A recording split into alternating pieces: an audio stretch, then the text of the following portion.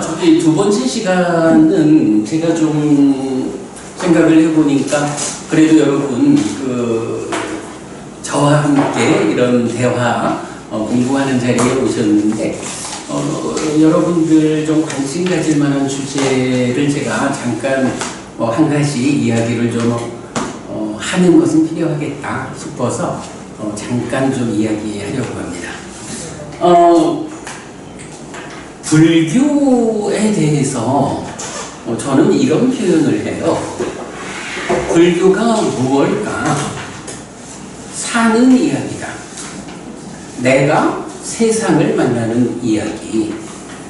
마음이 몸과 함께 세상을 만나는 이야기의 어디에 어떤 문제가 있어서 괴로움이 생길까? 그 문제의 자리자리에 어떻게 대응함으로써 문제를 해소하고 그래서 괴로움이 소멸할까? 이렇게 괴로움이 생겨나는 과정으로의 삶에 대한 설명. 사실은 교리적으로 이걸 뭐라고 하냐 하면 연기라고 불러요. 요새는 이제 연기라는 표현에는 좀 다른 의미를 부여하고 십이연기라는 말을 많이 씁니다만은 사실은 니까야에는 그러니까 부처님은 십이연기라는 표현을 안 써요. 그냥 연기라고 정의되는 말이 요즘으로 말하면 십이연기예요. 그럴 때 이 연기 무명으로부터 시작해서 생도사에 이르는 이 부처님의 삶에 대한 설명을 쭉 모아가지고 어찌 보면 아까도 그런 말씀 드렸지만 불교의 절반은 사는 이야기, 어떻게 괴로움이 생겨날까? 라는 것을 설명하는 거라면 또 나머지 절반은 그 삶의 이야기에서 왜 하필이면 괴로움이 생겨날까? 어떻게 대응하면 괴로움이 소멸하고 오직 행복한 삶을 실현할까? 이 두 가지, 고와 고멸, 이게 불교다 라고 할 수 있을 거고요. 그 가운데 이제 하여간 지금 말씀드린 대로 사는 이야기, 내가 세상을 만나는 이야기, 마음이 몸과 함께 세상을 만나는 이야기의 어디에 어떤 문제가 있어서 괴로움이 생겨날까? 이렇게 삶 자체를 설명하는 게 연기다. 그런 가운데에 그 문제 요소들의 자리자리에 어떤 방법으로 대응함으로써 괴로움을 소멸할까? 요거 중도라고도 불리고 팔정도라고 불리는 고멸의 길이죠. 고멸을 위한 실천. 요게 결국은 불교의 절반이다. 이렇게 보아도 좋을 것 같아요. 자, 그럴 때 이제 제가 나름대로 후대의 교재들의 간섭을 배제하고 오직 부처님 따라서 직접 설한 가르침이라고 우리가 인정할 수 있는 공부 기준 안에서 이런 삶의 이야기를 접근해 보니까 하나의 그림이 그려지더라. 그래서 그려낸 그림이 바로 이렇게 삶의 메커니즘 12연기 이렇게 이제 제목을 붙였죠. 이 제목 위에서 보면 사실은 그림을 그려놓고서 그림 위에 번호를 매겨보면 이게 12연기가 된다라는 걸 알 수 있어요. 자, 우선 보면요. 여기 보면 무명이라는 게 있어요. 12연기 첫 번째가 무명이죠. 무명을 조건으로 행들이라고 나오는데 행들이라고 복수로 나오는 거는 신행, 구행, 신행이라고 해서 몸을 생겨나게 하는 작용, 말을 생겨나게 하는 작용, 마음을 생겨나게 하는 작용, 이렇게 세 가지 형성작용으로 나타나는데 몸의 형성작용, 말의 형성작용은 그림에서 표현하기가 좀 애매해요. 왜냐하면 숨 쉬는 게 몸을 형성하는 작용이요. 그런데 그걸 어떻게 표현하기가 좀 그래서 신행, 구행은 빼고 마음이 어떻게 생겨나는가 신행 요것만 표시를 하고 있어요. 무명을 조건으로 행들이 있다라고 그려지고요. 그런가 하면 이렇게 무명과 행에 의해서 마음이 형성되면 이 마음이 어떤 작용을 통해 가지고 가래가 되는가 라고 해서 여러분 우리 가래라고 하는 거는 뭐 기본적으로 불교 교리에서는 뭐 가래가 괴로움의 원인이다 이렇게 나오는 거 우리가 다 알죠. 그 가래가 무명, 행들의 과정에서 결과로 생겨난다. 오늘 자세한 이야기는 하지 않겠고요. 우리가 이제 교리 그러니까 책 니카야를 보다 보면 어쩌면 2000년 세월 동안 주목하지 않던 하나의 용어를 발견하게 돼요. 따까라고 하는 용어가 나오는데 그 따까가 무엇을 지시하느냐 하는 것을 해석해서 찾아낸 게 바로 무명으로부터 행들을 거쳐서 가래가 형성되는 이런 영역이 있다. 이것이 따까라고 불린다. 따까, 그러므로 가래를 형성하는 과정이다. 네, 이렇게 이제 따까라는 개념이 1차적으로 발견이 되고, 그런 가운데에, 가래가 있으면 가래를 조건으로 집착된 행위를 한다. 몸과 말과 마음으로 행위하는 작용이 있는데, 그거를, 연기에서는 집착이라고 하죠. 집착이라고 하는 거를 이것도 이제 그간의 관점에서 보면 그냥 어떤 집착의 요소 이런 개념일까요? 집착 자체를 행위라고 보지 않는 경향이 있어요. 그런데 그냥 쉽게 보면 됩니다. 취라고 하는 것은 몸과 말과 마음으로 행위를 하는데 가래 위에서 행위한다. 이사장님 아까 우리 유위, 무위 이런 표현이 있었지만 바로 무명과 행들 여기에 탐진치라는 개념이 있어서 탐진치와 함께하는 결과물이 가래 위에서 행위하는 게 유위적인 행위 그거를 취라고 하고요. 장모분이 우리 어제 통화에서 그 얘기했지만 참 경을 주목해보면 보이는 게 있어요. 경에서는 이런 표현을 해요. 이런 유위적인 행위에 이어가지고 상이 잠재하면 식이 머문다. 이런 표현을 그게 의도경인가 그래 해요. 나중에 이건 우리 삶의 메커니즘 관계로 다 경이 소개되고 있거든요. 그래서 이런 유위적인 행위에는 상이 잠재하고 식이 머문다 라는 결과가 뒤따른다. 행위가 탐진치 위에서 행위를 하면 탐진치의 영향 때문에 잠재라는 개념. 요 상이 잠재한다라는 것은 이렇게 진행되는 행위를 재현하려는 경향. 우리가 여러분 버릇, 습관, 노래 말하는 게 뭐예요? 어떤 한 가지 행위를 하면 그 행위를 반복해서 해나가는 것. 이게 버릇, 습관 이렇게 말하는 거잖아요. 그런 부분을 부지런히 표현하는 것은 바로 이러한 행위를 재현하기 위한 경향이라는 게 있다. 그 경향이 잠재한다. 여러분 놀라운 거는 색수상인이지 오온을 말할 때 그 상이 인식이다, 지각이다 이렇게 해석되는 게 아니에요.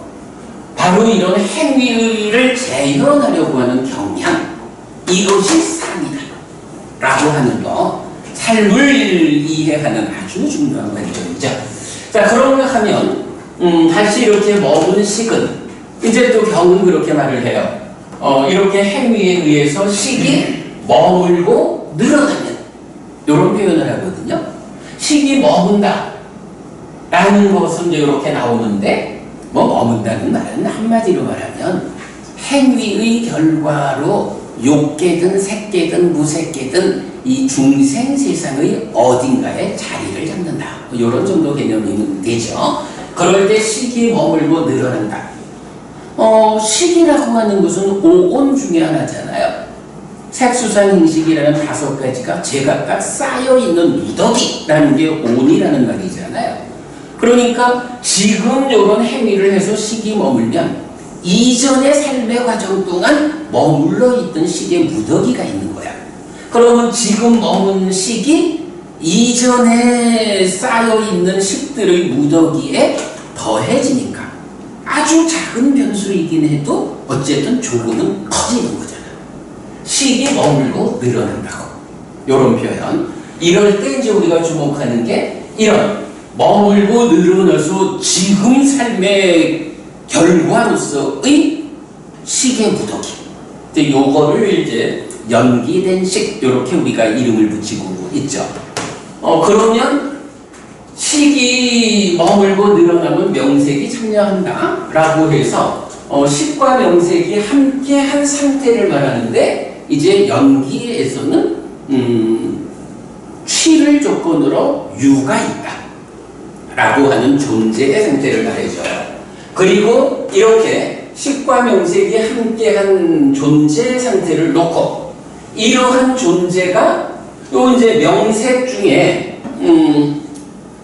색이라고 하는 거는 일단은 뭐 나의 입장에서 보면 몸이죠. 색, 물질, 몸이죠. 그리고 이제 명이라고 하는 것은 뭐 몸과 마음이 함께한 가운데 삶의 과정에서 파생된 거, 우리는 파생된 거라고 번역하고 있는데, 어쨌든 뭐 보면 식이라는 마음하고 색이라는 몸, 요게 함께한 존재 상태인 거예요.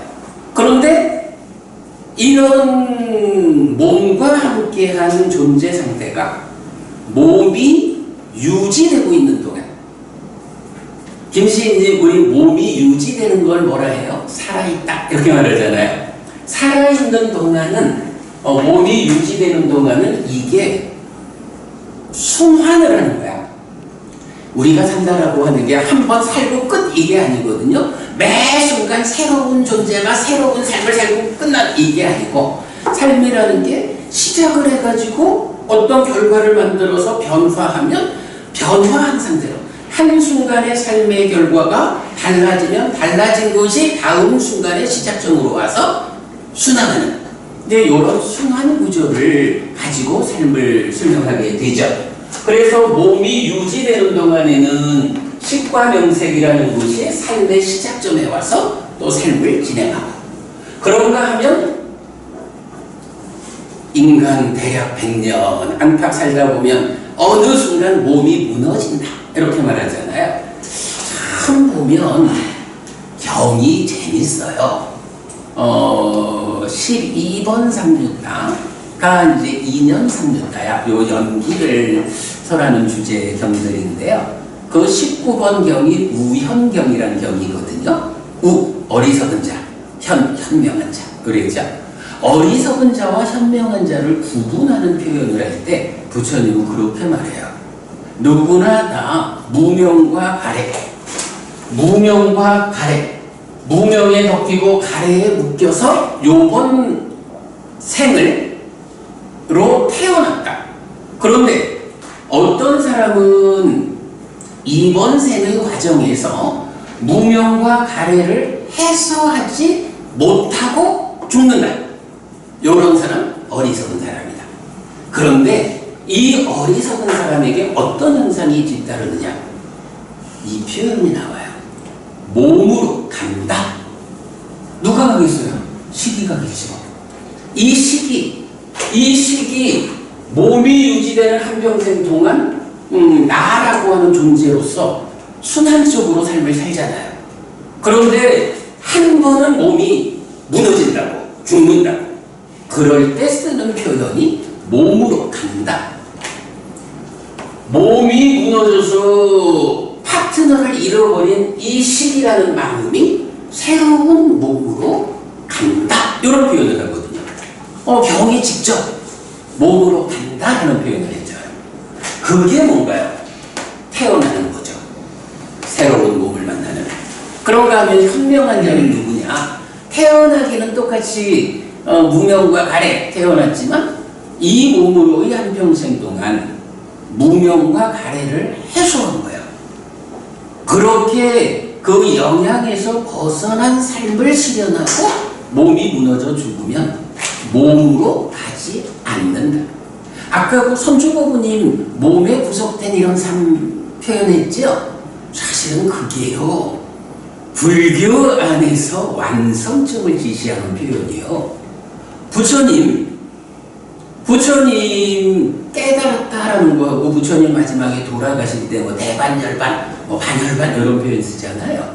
그 의미가 뭐냐 하면 깨달았을 때는 깨달아 부처되었다라고 해도 몸과 마음의 두 가지가 함께한 삶을 45년간 그때부터 살잖아요. 부처가 깨달아 부처되었다 해도 이 깨달음의 영역은 마음의 영역이거든. 그러니까 부처님도 병이 걸리고 아파하는 장면들이 나오잖아요. 아니 어떻게 생각하면 깨달은 부처가 어떻게 병이 걸리냐고. 그런데 부처는 마음의 병은 없어, 깨달았기 때문에. 그러나 몸이라는 분은 부처 이전에 태어날 때부터 가지고 온 요거잖아요. 깨달았다라는 이게 몸의 문제까지 해결하는 건 아니에요. 그래서 우리 공의 작은 경 이런 데서 보면 구체적으로 깨달아 아라한이 되어도 몸에 속한 육처에 속한 괴로움은 남아있다, 이런 식으로 지금 표현을 해주잖아요. 그러면 이제 그 상태에서 말하자면 부처님도 부처된 45년, 그죠? 29에 출가해서 35에 깨달아 부처되고 80에 돌아가신다고. 이 45년간 부처로서의 삶의 과정에도 마음의 괴로움은 없었지만 몸의 괴로움은 있었다고. 이거 굉장히 중요한 관점이에요. 그러다가 이제 80에 돌아가시잖아요. 돌아가시고 나면 그때는 남아있는 괴로움이 있을까? 라고 하면 없다고. 왜 남아있는 괴로움이 없냐 하면 바로 무명과 가래를 해소한 상태에서 몸이 무너져 죽으면 몸으로 가지 않는다 라고 우영경이 말하거든. 깨달은 자. 요런 관점 굉장히 중요해요. 자, 그래서 이제 어쨌든 아직까지 우리가 12연기라고 불리는 이 중생의 삶의 이야기 안에서는 어느 때 몸이 무너지면 시기, 새로운 몸으로 가서 새로운 삶을 시작한다고요. 그거를 생, 이렇게 말해요. 그리고 거기에 노사, 수비고문에 이렇게 되고, 이렇게 보면 제가 지금 무엇을 말했죠? 무명, 행, 그 다음에 건너뛰어가지고 애, 시, 유, 생, 노사, 이 부분을 말했죠. 그런데 실제로 12연기는 어떻게 설명돼요? 무명, 행 다음에 식이 나오죠. 그게 뭐예요? 이렇게 올라왔다가 존재가 되면 이 존재가 몸이 유지되는 동안에는 다음 순간 삶의 시작점이 오잖아요. 다음 순간의 삶의 시작이 식과 명색이라고. 식과 명색으로 3번, 4번 출발을 하죠. 그래가지고 식과 식을 조건으로 명색이, 명색을 조건으로 육입이, 육입을 조건으로 촉이, 촉을 조건으로 수가, 수를 조건으로 애가, 시가 해서 노사까지를 가죠. 요렇게 요 안과 밖에서 이중적인 삶의 진행을 봐요. 사실은 불교 신자, 그러니까 불교 학자들이 아마도 2000년 넘는 세월 동안 풀어내지 못한 게 그거 같아. 분명히 연기는, 12연기는 무명, 행, 식을 말하잖아요. 무명, 행 다음에 어떻게 식으로 연결되는 것일까? 요 부분을 해결하지 못해서 그게 뭐 무명과 행은 전생의 영역이고 뭐 식으로부터 유까지는 금생의 영역이고 뭐 이런 식으로 해서 3세 양주인과 이렇게 설명하는데 사실 뭐 니까의 정신은 전혀 그런 삼세 양중인가 이렇게 설명할 수는 없다라는 거 볼 수 있어요. 그런데 어쨌든 이제 여기서 무명과 행이 있으면 바로 이 무명과 행이라는 유위적 삶이 식을 머물게 해서 여기까지 오는 거죠. 그래서 무명을 조건으로 행을 조건으로 식이 하는 이런 관계를 이제 보게 되거든요. 자, 요럴 때 우리가 이제 한 가지 제가 오늘 이제 말씀드리려는 거, 약간 삶의 메커니즘 오늘 약간 제가 대충 구경시켜 드렸고요. 약간 이주석 부부님 삶의 메커니즘 특허내자 하시는데 어쨌든 이게 부처님 살아서 직접설한 가르침으로 삶을 해석하는 정형이죠. 이거는 후대에 이 공부를 알아보는 사람들이 불교 공부의 제도권 안으로 들어오게 되면 참으로 불교를 바꾸는 그 중심이 된다. 그렇게 봐야겠고요. 자, 이제 요런 대략적으로 설명을 했는데 요거를 좀 더 줄여서 한번 얘기해 보자고요. 자, 산다는 게 무엇냐라고 하면 삶은 결국은요 인식하고 행위하는 거야. 인식과 행위. 이 메커니즘에서도 보면 유깁에서 안일이설신의 색성향 미촉법에서 안식 내지 의식이 생기고 촉에서 수가 생기는 요런 과정 보면 요거는 인식하는 이야기죠. 대상을 아는 거야. 그렇게 인식을 하고 그 다음에 애로부터 시작해서 취해서 상의장제하고 식이 먹는 이런 거는 행위거든요. 이제 경을 정리를 해보면 이런 것을 알 수 있어요. 인식과 행위가 제각각이 아니요. 순환 구조를 가지고 반복돼. 그래서 여기 보면요. 작은 순환고리, 잠재 순환고리, 큰 순환고리 이래가지고 삶을 설명할 때 행위를 시발적으로 하는 세 개의 순환 구조가 있다. 이렇게 설명하는데 자세한 건 우리 동영상을 참고하시거나 다음에 필요하시면 특강을 한번 하거나 그래야 하기로 하고요. 어쨌든 이렇게 인식과 행위라는 이 두 가지가 분리되어 있는 것이 아니고 두 개가 순환적으로 연결되어 있다라는 것을 이제 우리가 말할 수가 있어요. 자, 그럴 때 보면 이제 여기 사유에서 신업 부업으로 가기 전에 욕탐이라고 하는 게 나오거든요. 이 욕탐이 이 행위가 어떤 탐진치를 싣고 있느냐 하는 행위의 질적 측면을 싣고 인식에 참여하는 이런 걸 볼 수가 있어요. 그래서 행위를 인식에 전달하는 것은 욕탐이다. 우리는 이제 요게 이제 원어로는 찬다라고 나오는데 요거를 저는 관심이라고 번역을 해요. 내 관심이 그대에게까지 미쳐 있을까? 내 관심이 미치는 만큼이 내 삶의 영역이요. 요렇게. 자, 그런가 하면 행위가 욕탐에 의해서 인식에 전달이 되면 인식도 행위로 전달이 되는데 여기에서 이제 특별한 것을 하나 보게 됩니다. 자, 여기에서 이제 우리 가해가 형성되는 딱가의 형성 과정이라는 걸 보았잖아요. 인식이 행위로 연결될 때는 여기에 욕탐처럼 단순히 행위를 들쳐 뽑아서 인식에 전달하는 이런 과정이 아니고 인식을 가공해서 행위에 전달하는 이런 내적인 공간이 있다는 거예요.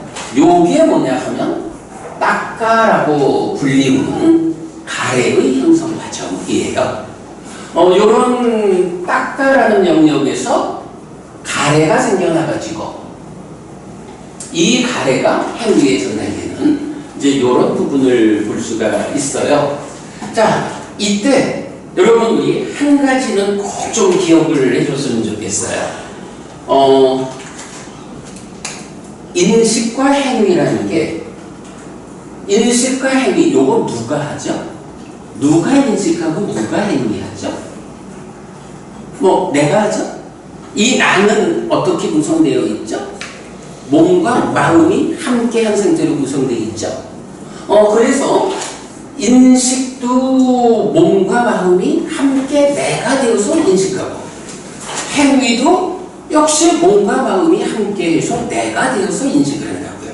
그런데요, 이제 정말 발견하는 거, 인식을 가공해서 행위로 전달하는 닦아라는 영역, 가래가 형성되는 이 과정은 특징이 뭐냐? 이 특징이 기본적으로 몸과 마음은 서로 조건된다라고 해서 중생인 한 깨달아 윤회에서 벗어나기 이전에는 이 마음이 몸을 떠나서 존재할 수 없어요. 몸을 떠날 수는 없는데 작용이라는 측면에서 몸의 참여가 배제된, 몸이 참여하지 않는 작용의 영역이 있는 거야. 예를 들어서요, 인식한다라는 요 자리도 보면, 안식이라는 마음이 안근이라는 몸을, 자, 기본적으로 식이라는 마음이 있어야 보잖아요. 식이라는 마음이 있어도 눈 감으면 못 보잖아요. 눈을 떴는데, 그래서 김기석 법부님한테 내 눈이 빛의 매개로 들어왔어. 근데 내 마음이 이 빛의 매개로 들어오는 김기석 법부님의 모습으로 가있지 않고, 내 마음, 이게 무슨 소리지? 하고 마음이 귀로 가면 어때요?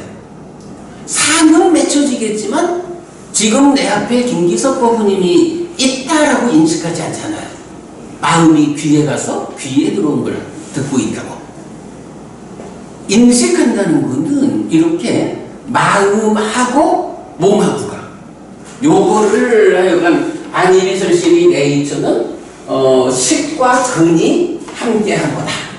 마음과 몸이 함께해서 보는 자, 인식 주관이 되어서 보이는 것을 인식한다. 이렇게 이제 설명하고 있는데, 또 이제 행위라는 것도 그렇잖아요.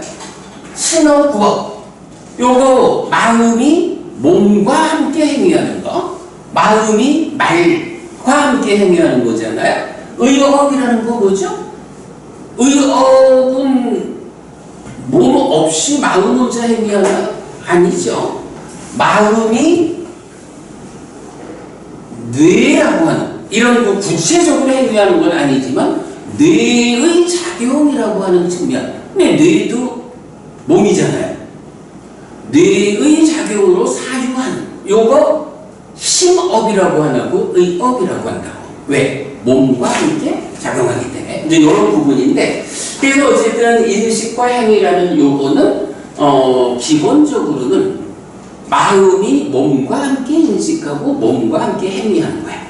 그런데 인식을 행위에 전달하는 닦아라고 하는 내면의 영역, 여기는 몸에 참여 없이, 분명한 거는 마음이 몸을 떠날 수는 없어요. 마음이 몸을 떠나면 죽는다 그러는 거거든요. 죽은 마음이 되돌아오지 못하거든요.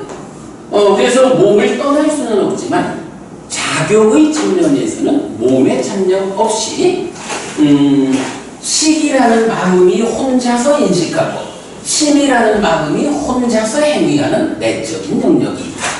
요거를 우리가 기억하자는 거예요. 작용의 측면에서 몸의 참여 없이 작용하는 내적인 공간이 있다. 거기에 탐진치가 있고, 거기에 탐진치가 있고, 거기에 무명이 있고, 거기에 번뇌가 있고, 거기에서 소망을 만들어서 가해가 되는, 이제 이런 과정을 이제 볼 수가 있어요. 자, 그러면 제가 이제 오늘은 사실 이 얘기를 하려는 게 아니고, 요런 바탕 위에서 요즘 우리 사회에 뜨거운 이슈가 되는 이야기를 한번 좀 우리 같이 한번 얘기를 해볼까 싶어서 말씀을 하는 거예요. 자, 여러분, 우리 어쨌든 밖에 몸과 함께 행위하고 인식하는 영역이 있고 안에 몸에 참여 없이 인식, 행위, 작용의 영역이 있다. 이렇게 보자면 여러분, 이제 우리가 자주 쓰는 말 중에 이성적이다, 감성적이다, 이런 말을 하죠. 이성과 감성, 뭐 감성 이럴 때 또 뭐 감정, 뭐 비슷하게 우리가 보면 되겠죠. 윤 교수님, 사실 이 이성과 감성이라는 거는 불교 안에서도 꽤 비중 있는 주제잖아요. 누구한테 질문을 할까? 김기석 부부님, 이성이라는 거하고 감성이라는 거, 요거 어떻게 좀 구분될 수 있을까요? 각자스럽겠지만 든 생각은 객관과 주관이라는 객관과 주관, 논리와 비논리 뭐 이렇게. 그럼 논리와 비논리라는 것은 알 것 같아요. 뭐 논리라는 게 이런 생각을 해가지고 따져가면서 이래야 하는 거잖아요. 그래서 논리, 비논리를 알겠는데 객관과 주관이라는 건 어떤 의미로? 합리적인 사유를 하느냐, 또 그렇지 않느냐. 사유라는 말이네, 그러니까. 네. 그래. 그러니까 지금 제가 법원님 말씀은 이성이라는 것은 사유라는 개념, 그리고 감성이라는 것은 사유와는 거리가 먼, 이런 의미로. 그럼 김시인님 어떻게? 감성이 사유지. 그럴까요? 이성이 논리적이고 비판적이고 그런 사고, 논리적인 사고, 비판적인 사고. 어떻게 감성, 감정은 사유로. 그렇게도 볼 수가 있겠구나. 예, 좋습니다. 그런 의견도 있고. 지금 이 상황을 보면 경험에 있어, 삶의 경험에 있어 사회진 어떤 지적 토대에 의해서 일어나는 사유의 어떤 부분일 수 있고, 감성은 예를 들면은 사람과 짐승과의 표현을 할 때 짐승은 이성이 없다고 말을 하지 않습니까? 네. 개는 이성이 없고 감성이 있다고 얘기하죠. 네. 네. 그렇죠? 그는 본능적인. 일러지거나 확산되거나 그러므로 생겨진 어떤 지적 토대에서 생겨나는 부분이 사람인지라 사람만이 갖고 있는 어떤 성품이 이성이라고 말할 수 있지 않을까. 그렇군요. 그런 측면도 있고요. 더 이 부분, 감성과 이성. 예. 이성이 자체는 우리가 보면 합리비영량 자체는 내적인 영역에서 어떤 사유 영역 이런 쪽으로 봐야 되는 거고, 뭐 감성, 감정 이런다고는 대상과의 관계에서 내 마음이 어떻게 작용을 하느냐 어떤 작용 측면을 봐야 될 것 같는데, 저것은 뭐 둘 다 몸과 마음이 함께 하느냐를 떠나서 하나의 단어적으로 분리시켜서 놓고 본다는 자체는 우리가 내적으로서 내가 이성 자체는 바깥에 표출이 안 되고 내가 가지고 있는 그걸 뭐라 합니까 뭐 이런 쪽에서 어떤 사유하는 것 같고, 감성이라는 것은 외적인 영역까지 포함을 해서 그리 어떤 사유 영역으로서 둘 다 그런 쪽입니다. 한 가지만 더 네. 말씀하자면, 제가 내일 보니까 아마존 유역에 한 100개 정도의 부족은 네. 한 번도 외부에 사람과 만난 적이 없는 부족들이 있답니다. 그래서 특별히 관리를 한답니다. 그럼 우리가 쉽게 말하면 원시지계라고 할 수 있겠죠. 그 양반들한테 비추었을 때 우리와 달리 그이들한테 이성과 감성과 우리가 갖고 있는 우리 소위 문명인, 문화인, 지성이 갖고 있는 거랑 좀 다르지 않을까요? 우리가 보기에는 그 아마존에 있는 원시들은 유전적으로 인간이라고 할 수 있겠지만 과연 우리와 같은 이성이 있다고 할 수 있을까요? 그럴 겁니다, 나도. 오케이. 네, 오케이. 이 부분은 뭐 사실 이게 사전적으로 어떤 의미를 갖는지 제가 외우지는 못해요. 저는 이런 생각은 좀 해요. 이성과 감성이 충돌한다. 이런 표현을 하잖아. 그래서 보면, 김신님, 생각을 해보면 이렇게 해야 되잖아. 그런데 정작 생각은 이렇게 해야 되는 줄 알면서도 하기는 이렇게 하는 경우가 종종 있죠.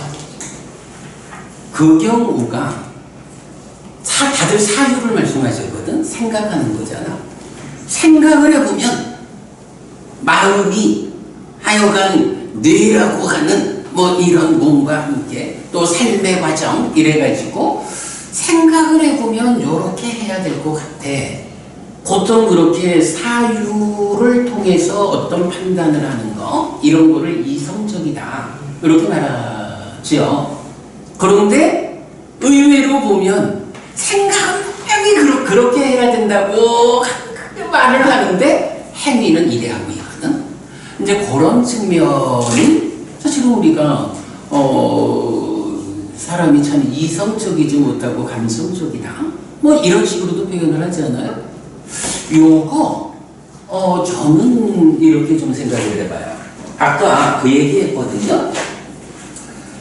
행위가 진행되면 이 행위를 재현하려고 하는 경향이 잠재한다, 쌓인다, 그거 상이다 이랬거든.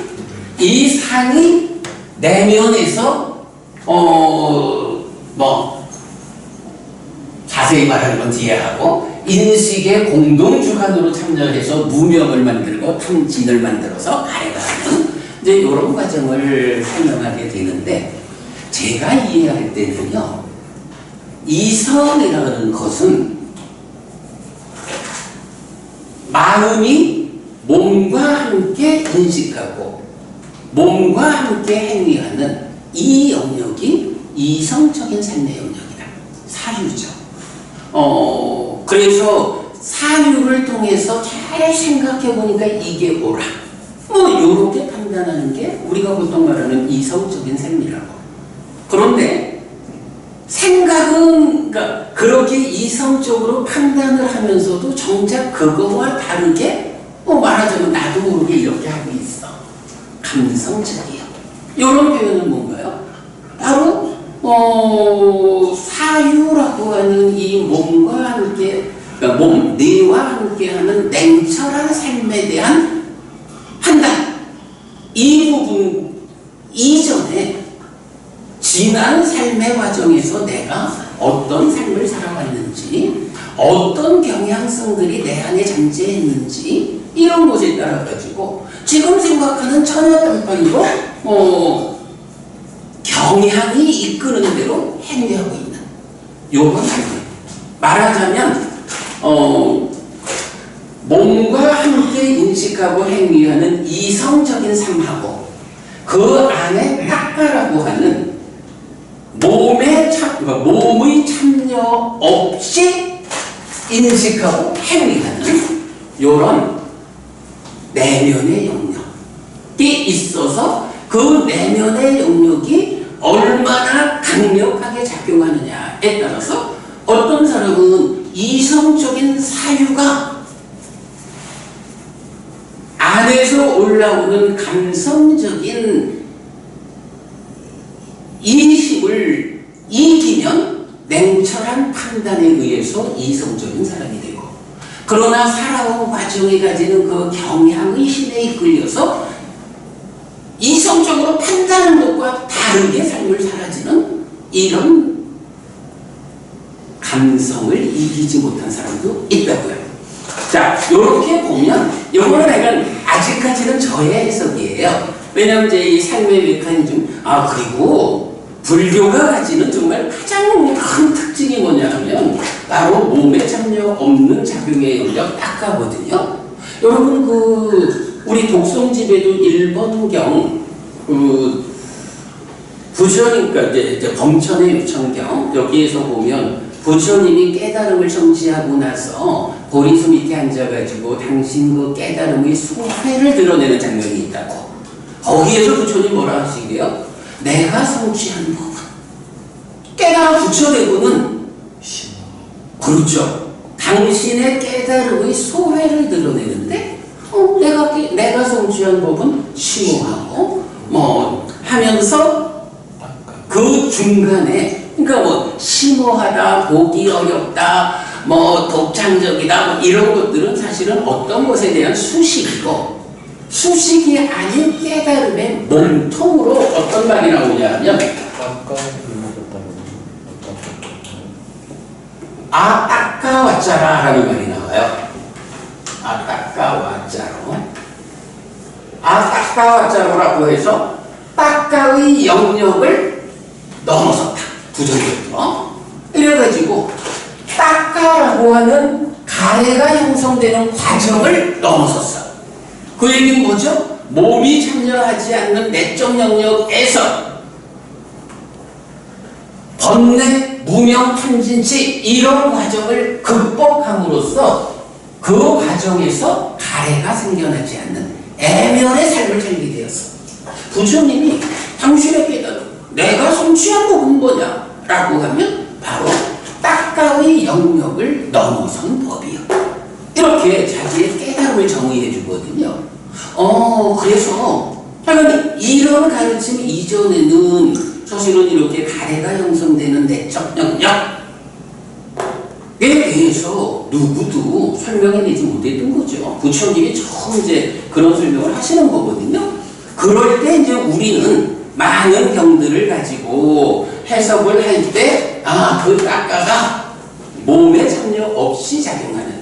그래서 몸과 함께 행위하는 영역을 이성적이라고 한다면, 몸이 참여하지 않고 오랜 세월 동안 행위를 재현하려는 경향성으로 상이정제해서 그냥 이전에 그래 왔으니까 지금 잘 생각해보면 이렇게 해야 되는데 정작 행위는 어떻게 해? 이렇게 해야 되는 이성적인 거 말고 오랫동안 살아오면서 그 행위가 잠재되어 가지고 재현하려고 하는 이런 힘에 의해서 말하자면 감성적인 삶을 산다. 이렇게 말할 수가 있는 거예요. 그래서 저는 이성과 감성, 감정, 또 보통은 감정을 수 이렇게도 말하는데 그건 조금 이제 잘못된 접근인 것 같아요. 그래서 이성과 감성을 이렇게 구분해 보자고. 몸과 마음이 함께해서 인식하고 행위하면 이성의 영역이고 이성적인 삶이고 따까라고 하는 몸에 참여 없이 마음 혼자 작용하는 인식과 행위를 하는 요 내적 영역은 감성의 영역이다.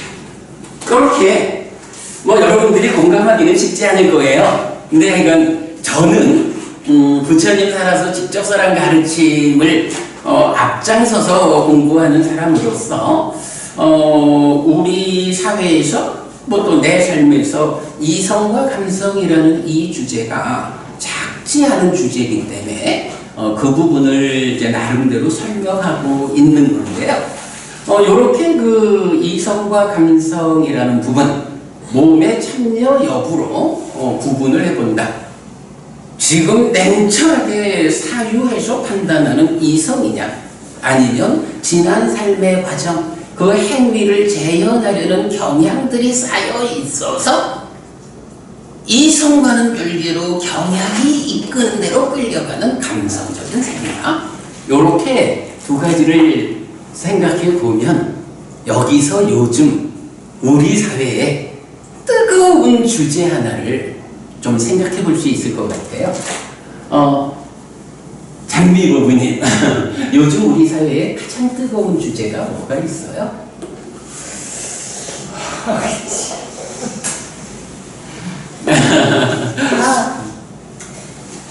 집값이 올랐다. 맞다. 그거 있구나. 근데 이제 그거는 딱 지금 시점보다는 지난 몇 년의 과정 동안 진짜 정권을 바꾸게 만드는 이제 그런 주제죠. 표현을 바꿀게요. 집이 없다. 그렇구나.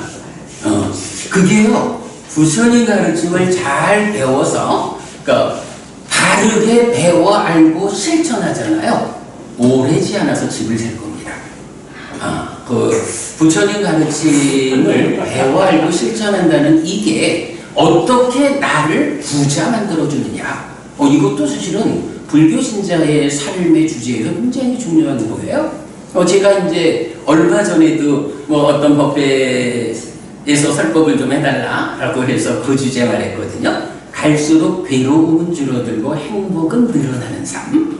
이런 주제로 설법을 얼마 전에 했죠. 사실은 부처님 제자가 되었다, 불교 신자가 되었다 하는데 갈수록 괴로움은 늘어나고 행복은 줄어든다. 이러면 바보짓이지 뭐. 뭐하러 불교 신자 해요? 바르게 배워 알고 실천하는 불교 신자는 갈수록 향상하는 거야. 근데 사실 요즘 우리 삶에서 삶의 향상, 행복해지는 삶을 말하면서 집 없이 살다가 그 전세 사기 당하고 안 되잖아요. 부처님 가르침을 바르게 배워 알고 실천하는 삶을 살면 부자 되거든요. 우리가 잘 공부하고 잘 실천하느냐 여기에 더 주목해야 하고 사실 이제 저는 어떤 주제를 말하냐 하면 후쿠시마인가? 예, 오염수. 이 오염수 방출의 문제를 놓고 저는 지금 어떤 정치적 얘기를 하려는 건 아닙니다. 정치적 얘기를 하려는 건 아니고 지금 보면 그러니까 국민들이 절반 다녔다? 이렇게 볼 수는 없을 것 같아요. 다만 정치하는 사람들이 절반 다녀가지고 옳다 그르다를 말하고 있는데 그거잖아요. 과학적인 관점으로 후쿠시마 오염수 방류를 볼 거냐 아니면 과학이 뭔 쓸데 있냐 하고 안 된다 라고 하는 이 측면 두 가지잖아요. 이 두 가지를 제가 이래 보면서 드는 생각이 과학에 근거해서 방류를 하는 것을 뭐 인정해야 한다 이렇게 말하는 부분, 여기서 과학이라는 게 뭐예요? 따지면 가장 이성적인 관점으로 접근하는 것 이렇게 볼 수 있겠죠. 그런데 누가 그 과학을 말했냐, 그거 어떻게 됐냐 라고 거부하는, 모르겠어요. 제가 화공과 출신이어서 그런지 몰라도 사실은 몇 ppm인가 이런 거 사실 화공의 영역이죠. 그래서 그런지는 모르겠지만 세계적으로 정치의 절반이 이런 과학적 분석을 불신하고 안 된다 이렇게 주장하는 데가 거의 우리나라뿐인 것 같아요. 그럴 때 그 과학을 거부하고 방류 안 된다라고 주장하는 그 측면을 이성이라고 해야 할까요? 감성이라고 해야 할까요?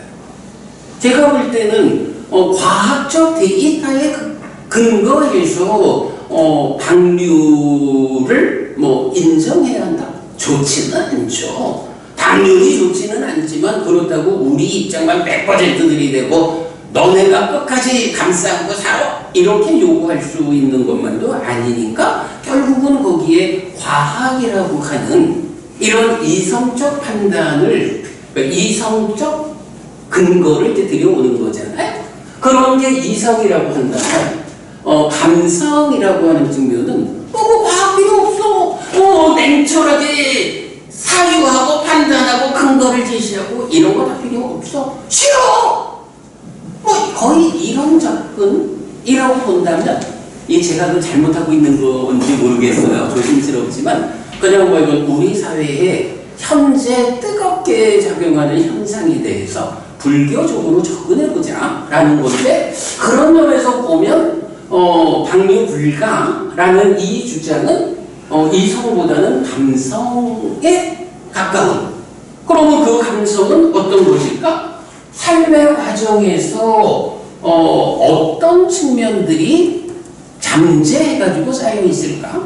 기본적으로 뭐 지난 100년의 역사는 한국 사람이면 일본의 통치라고 하는 식민지 치하의 그 기억을 뭐 우리는 그때 살지는 않았지만 교육 과정을 통해서 그 과정을 우리는 배워 알고 있잖아요. 그렇게 일제 치하의 삶이라고 하는 것이 우리 삶을 지배하면서 일본에 대한 한국인의 어떤 경향으로 이렇게 지금 잠재되어 있는 여기에 근거해가지고 방류를 반대한다. 이렇게 본다면 이것은 정말 감성적인 대응이다.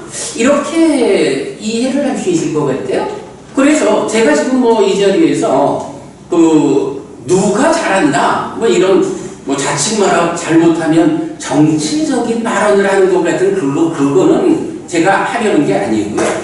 지금 우리 곁에 작용하고 있는 이 현상을 불교 신자의 입장에서 자세히 한번 들여다 보아야 하지 않을까. 그럴 때 바로 이성과 감성이라는 측면, 우리가 부처님이 설명하는 삶의 메커니즘이 마음이 몸과 함께 인식 행위하는 이성적인 영역에서 판단하고 있느냐, 아니면 몸의 참여 없이. 근데 몸의 참여라는 건 뭐죠? 몸이 있기 때문에 우리가 관계를 만들고 사회라는 게 구성되잖아요. 이런 몸에 구속된 중생으로의 삶의 영역, 거기에 그런 이제 몸의 참여 없이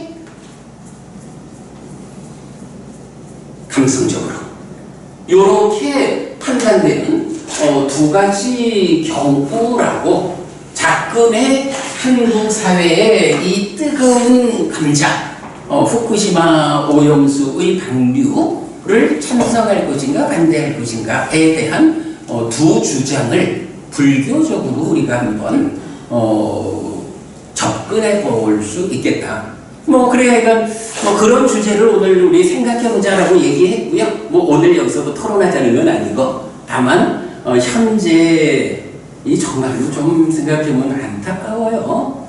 어떻게 이 대한민국이라는 나라가 정치적으로 완전히 반동가리가 돼서 이 참 어려움을 겪게 하는지 모르겠는데, 하여간 이렇게 불교적으로 접근을 하면 이성적으로 접근하는 한쪽 부류와 감성적으로 접근하는 한쪽 부류로 구분해서 볼 수 있겠다. 그거 몸이 참여하는 삶의 영역과 몸에 참여 없이 작용하는 내적인 영역, 따까.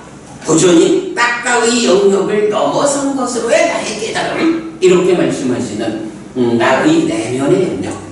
네, 요 내면에 존재하는 따까라는 영역을 우리가 이렇게 이해해보자 라는 측면에서 이런 감성과 이성에 대한 이야기 제가 좀 설명드렸어요. 자, 요 정도 그냥 제가 여러분들께 처음 만나서 드린 말씀으로 하고 제 말씀을 마치도록 하겠습니다. 두서없이 말씀을 드려서 듣기 어떠셨는지 모르겠는데, 그냥 따까라고 하는 개념을 여러분 이런 식으로 좀 이해할 수 있다면, 하여간 부처님 살아서 직접선한 가르침으로 우리가 공부에 초점을 맞추자라고 할 때는 따까라는 개념을 배제하고는 공부에 접근할 수 없어요. 하여간 부처님이 그랬어요. 내가 성취한 법이 따까라고 하는 이 가래를 형성하는 이 과정, 이 영역에서 이 영역을 넘어선 것이 깨달은 거예요. 이 내적인 영역에서 더 이상 가래가 생겨나지 않는 애멸의 삶을 실현했어. 그래서 고멸이 실현됐어. 이게 내가 성취한 법이야 라고 부처님 말씀하시거든요. 요거 빼놓고는 안 되는데, 그러니까 제가 볼 때 한 2000년 세월 동안 따까라고 하는 이 중요한 불교의 정체성에 해당하는 이 부분을 바르게 해석한 선배들이 없었다. 뭐 이렇게 말을 해야 될 것 같아요.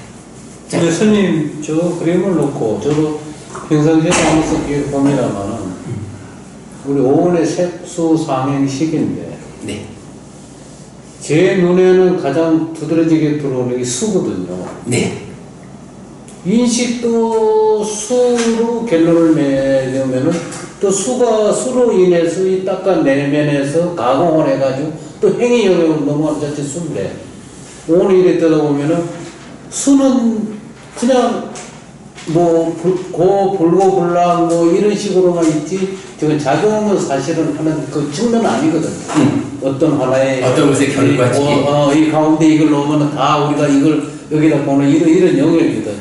근데 나머지는 전부 다 개별적인 어떤 저게 조건 관계에서 이 작용성 측면을 가지고 있거든요. 그래서 수를 굉장히 이 모두 중요하다, 느낌 뭐 이런 중요하다고 하면서도 정작 수 자체에서는 크게 관심을 안 가진다니까 잘 깊이를 모르는 걸까? 아닙니다, 법부님. 모를까요? 법부님이 예. 지적은 잘하셨는데 예. 결론에서는 조금 차이가 있어. 지금 제 법부님 말씀은 아니 이래 보면 결국은 모든 것이 수인 것 같은데 느낌? 수가 왜 그렇게 강조되지 않을까? 이런 의미잖아요. 네. 그런데 사실은 안 그래. 앞에 부분은 맞는데 뒷부분이 안 맞는 게 부처님이 이렇게 말한다고요. 예전에도 지금도 나는 오직 고와 고멸을 꿰뚫어 알게 한다. 고와 고멸이 뭐예요? 고가 괴롭다는 느낌이요. 수. 고멸이라는 게 괴로움이 소멸한 행복이라는 느낌이요. 부처님이 예전에도 지금도 나는 오직 고와 고멸을 꿰뚫어 알게 한다. 라고 해서 즐겁다, 괴롭다. 요거를 말한다는 거예요. 물론 그건 뭐죠? 어떻게 살면 괴로움이 생겨나고 어떻게 살면 괴로움이 소멸해서 행복해질까? 이래가지고 수가 중요한 게 당연해요. 근데 왜 수를 비중을 주지 않았을까? 하는 그 부분에서 부처님은 수에다가 가장 큰 비중을 두고 있는 거예요. 그러면 이제 우리가 공부의 과정에서 비중이 있다고 생각하는 다양한 주제들 있잖아. 이 다양한 주제들이 결국은 그 수에서 왜 괴로움이 생겨났지? 어떻게 하면 이 괴로움을 소멸하지? 라는 법부님도 방금 그랬거든. 고와 고멸은 결과잖아, 그죠? 이 결과를 어떻게 만들어내지? 연기적으로 생겨나는 괴로움의 문제를 팔정도의 실천에 의해서 고멸을 시려나는.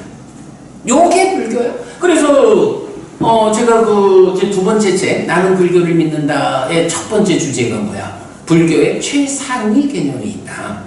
최상위 개념을 우리는 보통 이제 절에 다니고 수행하고 이러면 나는 누구인가?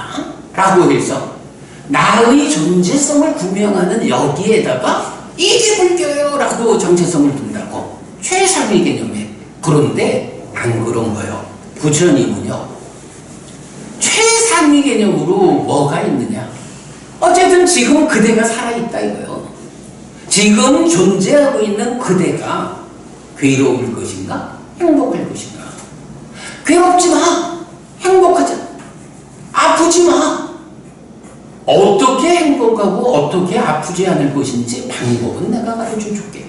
그래서 불교의 최상위 개념은 고와 고멸이라고. 괴로울 것인가? 행복할 것인가? 이런 최상위 개념 이후에 그렇다면 그 괴로움의 당사자인 너는 누구니? 라고 나라고 하는 존재성을 구명하는 것. 이거는 괴로울 것인가 행복할 것인가의 다음에 나타나는 주제라고. 그래서 법부님 한 건 잘 보신 거예요. 뭐니 해도 느낌이 가장 중요해. 그런데 그 느낌에 대해서 왜 이렇게 강조하지 않았을까 하는 이 부분은 법부님 수정. 예, 불교의 최상위 개념은 수예요. 즐거울까 괴로울까.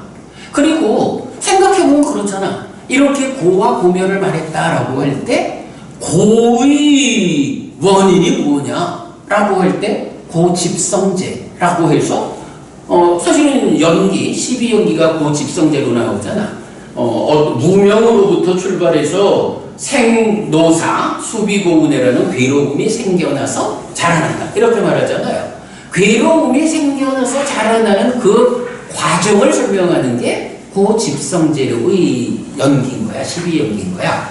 그리고 그 괴로움을 어떻게 소멸하지? 라고 할 때 중도에서 8정도의 실천이 바로 12연기의 고리를 끊어내고 고멸을 시려내는 하는 방법이잖아. 그래서 요거를 고와 고멸에다가 그 조건이 되는 고집, 고멸도를 붙여놓은 거예요. 고, 고집, 고멸, 고멸도 사성제잖아. 이 사성제가 불교 안의 유일한 진리거든. 사성제 안에 12연기 8정도 뭐 이런 고와 고멸 이런 네 가지가 각각이 진리로 설명되잖아요. 그리고 그 네 가지가 포괄된 사성제. 오직 요 한 가지밖에는 불교 안에 진리가 없다고. 그러니까 느낌이라고 하는 게 불교에선 모든 것이요. 근데 이거를 잘못 알고 진행하다 보면 나는 행복한 줄 알고 노력했는데 알고 보니까 그 얻어지는 행복의 이면에 이사장님 제가 그때 저 강의하라 하셨을 때 제가 행복 그 이면의 이야기 이렇게 이제 제가 강의했었거든요. 우리가 작은 행복을 얻었는데 그 이면에 더 큰 위험이 있어. 이래 되면 이거는 잠깐 목 죽이는 행복이지 실제로는 행복이 아니라고. 뭐 이런 관점까지를 이제 다 제시하면서 결국은 행복할 것인가 괴로울 것인가 이게 불교의 최상의 개념. 불교 안의 유일한 진리 사성제 이래 되거든요. 그러니까 이게 가장 중요한 거 맞고 부처님은 이거를 가장 강조하고 있다. 이렇게 보시면 될 것 같아요. 스님 그러면 네. 지금 수라고 하는 부분이 이제 중요한데 일단 수행이라고 하는 것은 수에서 알아차림으로 그 다음에 생각이나 감정이나 넘어가지 않도록 하는 것 이걸 수행이라고 보면 되겠습니까? 제 생각에는 아닐 것 같아요. 그러니까 수라고 하는 부분도 우리가 대상을 접촉하면 생겨나는 것인데 문제는 이 닦아가는 부분들이 바로 수를 넘어서는 과정들에서 일어나는 것이라고 본다면 그게 번뇌라면 수에서 멈추고 알아차리고 그것이 넘어가지 않도록 하는 것 이걸 수행이라고 말할 수 없죠. 없습니까? 왜냐하면 지금 말씀하시는 게 그러니까 요 그림상으로 보면 수가 있다고 요렇게 내이처 외이처에서 식이 생기고 삼사합축해서 수가 생기잖아. 여기서 멈추게 하자 이거잖아요. 그렇지.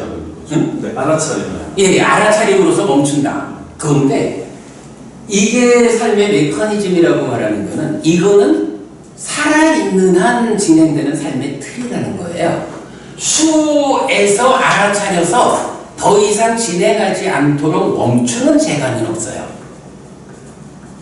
삿띠 해가지고, 근데 이제 삿띠는 아까 이제 법부님한테도 제가 법부님 말씀에서 그 얘기를 했지만, 삿띠가 중요한 게 사실이에요. 그런데 또 지나치게 삿띠만을 중시해가지고 오직 삿띠가 모든 것을 하는 이렇게 이제 이해하는 경향도 좀 있는 것 같아요. 그런데 사실은 삿띠가 완성된 이후에서 사념처, 사마타, 윗바사나가 쭉 진행이 돼요. 사념처가 완성된 상태에서 완성된 삿띠 위에서 사마타의 완성 과정이 이어져 가지고 삼매가 완성되고 그 이후에 다시 윗바사나의 과정이 진행되어서 지혜가 완성되어서 깨닫는 이런 과정도 있고 해서 삿띠를 중요하게 보아야 하는 건 당연한데 그러나 삿띠가 끝인 것처럼 삿띠만으로 수행을 볼 수는 없는 거고 그 다음에 이제 지금 질문하신 그 부분은요 이렇게 느낌이 있으면 이 느낌에 대해서 이어지는 딱가의 과정이 진행되거든요. 이제 말씀하시는 사띠에 의해서 제 말을 보태면 사띠 사마디 빠냐라는 이 전체적인 기능에 의해서 아마 말씀하신 의미는 수에서 괴로움이 완전히 소멸하면 괴로움이 소멸한 이런 삶을 말하는 거겠죠. 그거는 이제 어떻게 되냐 하면 이런 삶의 과정에서 촉해가지고 수가 생겨났어. 그러면 수에서 이어지는 아까 부처님도 45년간 살아있었다 그랬죠, 몸으로. 부처님도 깨달은 자이지만 인식하면 수까지 오는 거야. 그러면 이 수에서 이어지는 과정이 있는데 중생들은 어떻게 해요? 이 딱가의 과정에서 가래가 생겨나잖아. 부처님은 뭐라고 했냐 하면 딱가의 영역을 넘어섰다. 애가 생겨나지 않는 애멸의 삶이 시작됐다. 실현됐다 이래죠. 사띠 사마디 빠냐에 의해서 완성이 되면 수 이후의 과정이 중생들처럼 가래를 만들어서 이런 12연기의 삶을 반복하지 않고 고멸의 삶이 진행되는 요런 차이를 보여주는 거지 수에서 멈춘다라고 말할 수는 없고. 그러면 노부님 아마 그 부분도 같이 말씀하신 것 같아. 우리 보통 이제 두 번째 화살을 맞지 마라 이 얘기하잖아요. 첫 번째 화살은 기본적으로 세상을 만나려니까 최소한 물질적인 것에 의해서라도 살면 아까도 그 얘기했죠. 부처님도 45년 동안 병을 앓고 이렇게 이제 불편이 있는 거예요. 그런데 우리 같은 중생들은 거기 그렇게 생겨난 1차적인 느낌, 요거를 첫 번째 화살이라고 말하고 이 첫 번째 화살을 대상으로 이어지는 삶, 2차 인식 거쳐서 가래가 되는 이 과정에서 가래가 생겨나는 삶을 만들어서 이어지는 삶이 또 괴로움으로 연결되는 거예요. 두 번째 화살을 맞지 않는다라는 것은 가래가 느낌이 경험되면 그 느낌 때문에 딱가 안에서 번뇌로부터 출발하는 가래가 생겨나는 이런 과정을 극복한 거야. 그래서 1차적으로 몸이 있기 때문에 생겨나는 거는 그렇다 치고 그 이후에 두 번째 화살을 맞지 않았다? 이 수를 대상으로 하는 딱가의 삶에서 애멸이 실현된다. 그래서 이어지는 삶이 괴로움으로 나가지 않는다. 요게 두 번째 화살을 맞지 않는다는 의미거든요. 요렇게 봐야 하기 때문에 말씀하신 의미는 제가 알 것 같아. 사띠 사마디 빠냐 이런 수행을 통해서 결국은 느낌이 완전한 공역을 실현하는 게 완성 아니냐 이제 이 말씀은 알겠고요.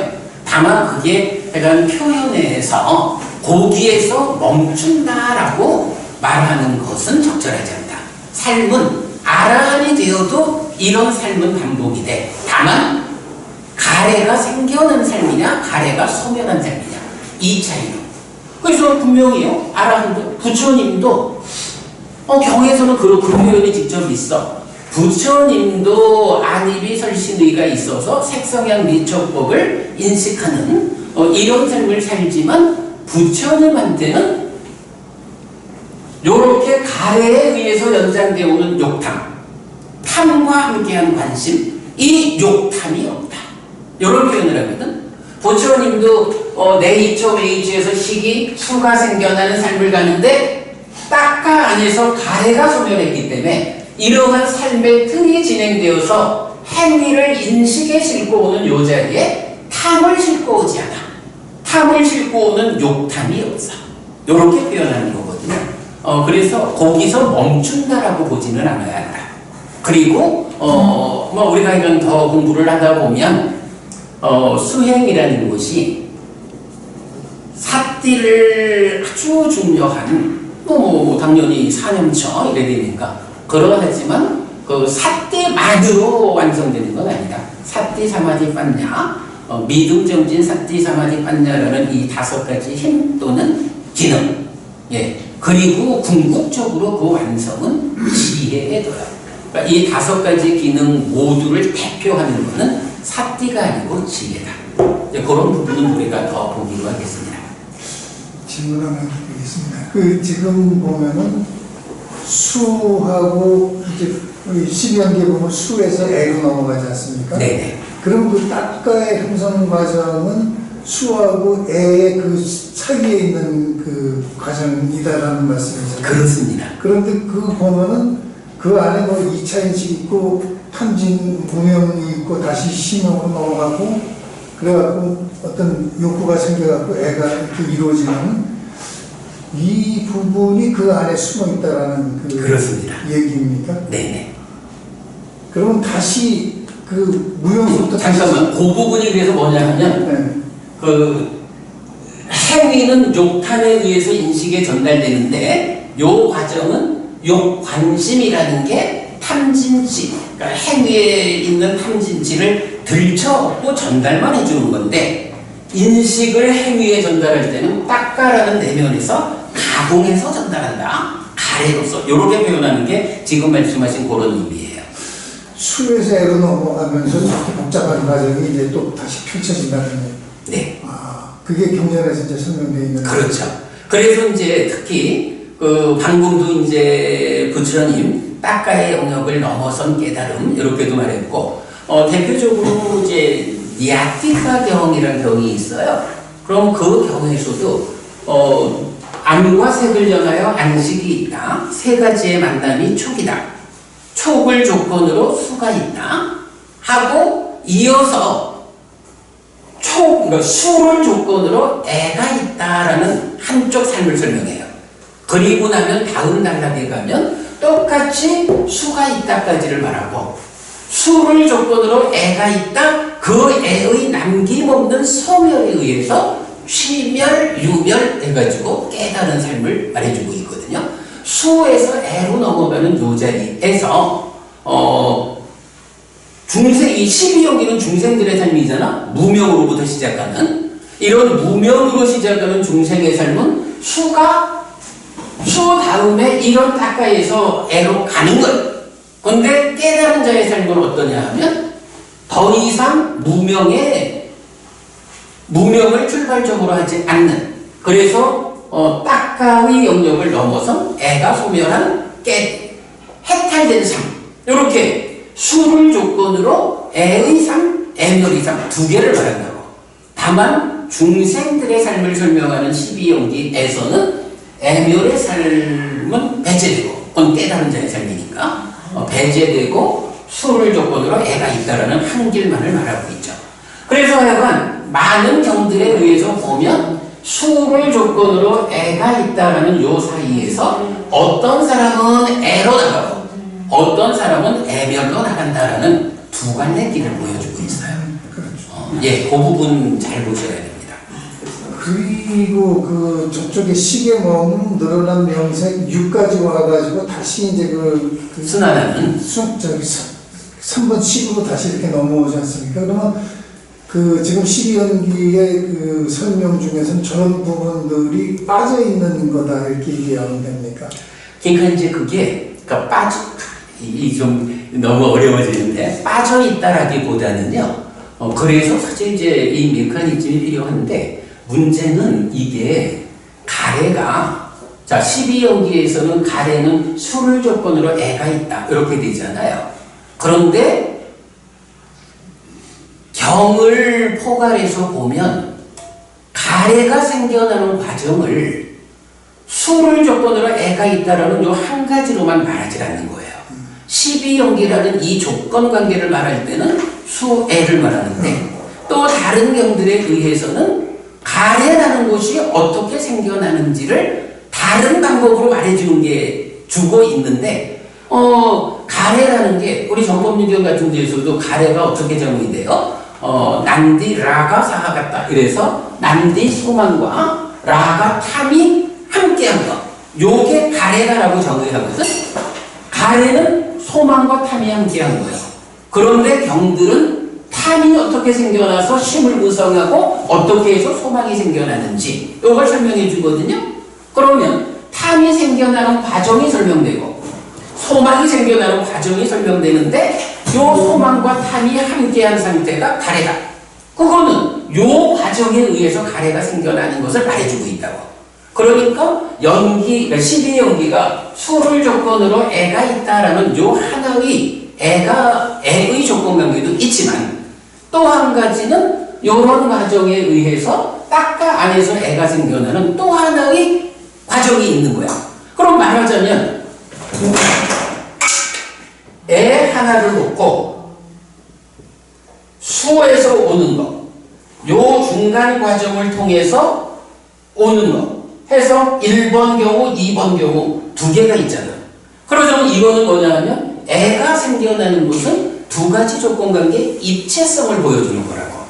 그런데 우리가 그림을 그린다라고 하는 이 현대 과학의 이점에서 보면 이런 부분을 이렇게 입체적으로 그림을 그려낼 수가 있는 거예요. 설명이 돼요.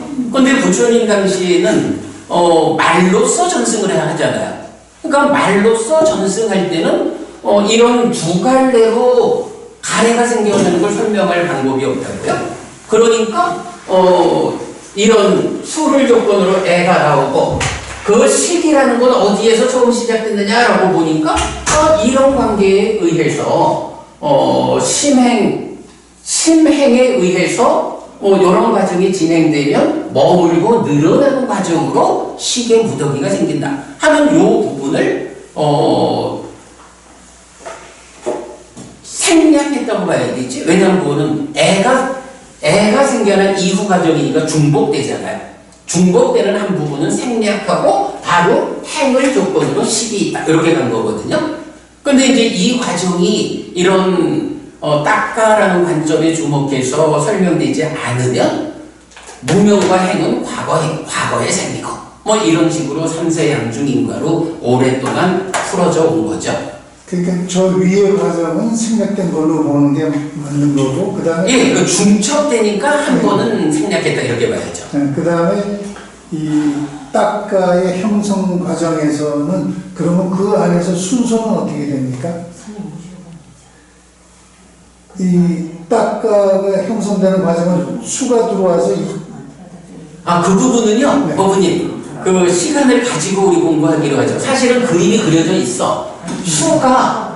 그러니까 식이 수를 인식할 때 사기 간섭해서 무명이 생기고 탐진이 생겨서 이래 가는 과정은 이미 그려져 있거든? 근데 법부님이 아직 이 그림을 이해할 수 없으니까 이거를 지금 이제 시간이 많이 돼서 이제 가질 분들도 있고 이래서 이 이야기를 오래 할 수는 없을 것 같고요. 필요하시면 뭐 법부님들 가신 다음에 우리가 따로 더 시간 내서 말씀해도 되고 아니면 뭐 다음번에 말씀해도 되고 그렇습니다. 지금 요거를 다 설명하자 치면 너무 길어요. 메커니즘을 다 설명해야 되거든요. 우리 저 홈페이지에 12연기 특강이 있어요. 12연기 특강 안에서 요 삶의 메커니즘 뭐 지금으로 보면 이제 조금씩 더 업그레이드 된 부분이 있어서 차이가 좀 있지만 그래도 삶의 메커니즘의 골격은 12연기 특강에서 다 설명하고 있거든요. 그런 부분, 그 동영상을 좀 참고하시는 게 좋고 아니 사실 법부님하고 저 둘이면 제가 뭐 10시간이 걸려도 할 텐데 아침에 6시에 공부 안 들어오셔요? 제가 좀 늦게 자고 늦게 일어나서 근데 이런 얘기는 말씀을 많이 하시더라고요. 들어도 진짜 어려운 게 있고 그래. 듣고 나면 아니 근데 이제 이게 말하자면 여러분 그 서양 철학 있잖아요. 뭐 데카르트를 말하고 칸트를 말하고 요새 보면 뭐 서양 철학에 아주 그 거두들이 많잖아요. 그 서양 철학이 보면 주제가 뭐냐 하면 삶에 대한 해석이거든. 그런데 그 삶에 대한 해석의 완성점이 뭐냐 하면 부처님보다 삶을 더 정확히 해석한 사람이 없잖아. 서양 철학의 관점에서 접근할 때의 그 완성점에 있는 공부가 삶의 메커니즘으로 우리가 그려낸 12연기 부처님의 깨달음이다. 이렇게 봐야 돼. 아침에 6시에 들어오시면 들떠나 밑에 잊어버리더라도 콩나물에 왜 우리가 그래. 묻듯이요. 풀풀이 달라고 있어요. 맞아요. 뭐 장모님은 공부를 뭐 네. 우리보다 월등히 많이 하신 분이 돼가지고 아니 그렇지 않습니다. 전환이 안 돼서 그렇지 옛날 했던 공부하고 그걸 버려버리고 이거 하기가 어려워서 그렇지 사실은 뭐 공부를 많이 하셨군요. 그거 말하시겠죠. 이게 쌓이다 보면은 저게 맞아요. 그게 가장 커요. 생각으로 지금 참여하고 있어요. 저걸 알려고 그러면 그래. 우리가 못해요. 잘하시는 거예요.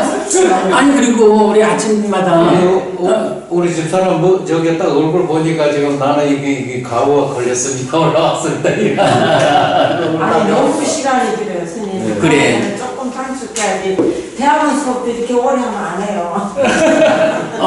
아니 그래서 이제 내가 지금 이제 우리 장로부님 이제 말씀을 우리 이 정도로 마무리하자라고 한 거고. 제 생각에도 오늘 공부 우리 뭐 이런 대화 시간 요 정도로 마무리하고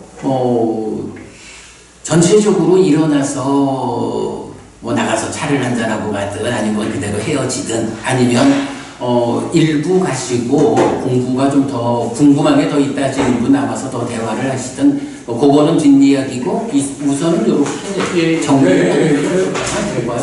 자 그러면 이 공부의 마무리는 아무래도 우리 윤 교수님께서 해주셔야 할 것 같고요. 이때 지금 말 길게 하면 큰일 나요, 그죠? 그럼 빨리 끝내고서 아유, 예, 우리 오늘 수고해주신 우리 혜택 선생님한테 큰 박수 보내는 걸로 오늘 좀 마무리하겠습니다. 네, 감사합니다, 선생님. 네. 감사합니다. 감사하고요. 오늘 그 동영상 2시간 찍었는데 제가 그 좀 정리할 거 정리하고 예. 해서 뭐 여러분들 그 얼굴 나오는 부분에 대해서 불편 다 안 하시면 그대로 올리도록 하겠습니다. 잘 좀 이게 포토샵 해가지고 포토샵이요. 하려면 4가지에 많이 필요하죠. 자 그럼 이렇게 우리 마친 거 같고요. 고맙습니다. 우리 다음 달에 다시 뵙겠습니다.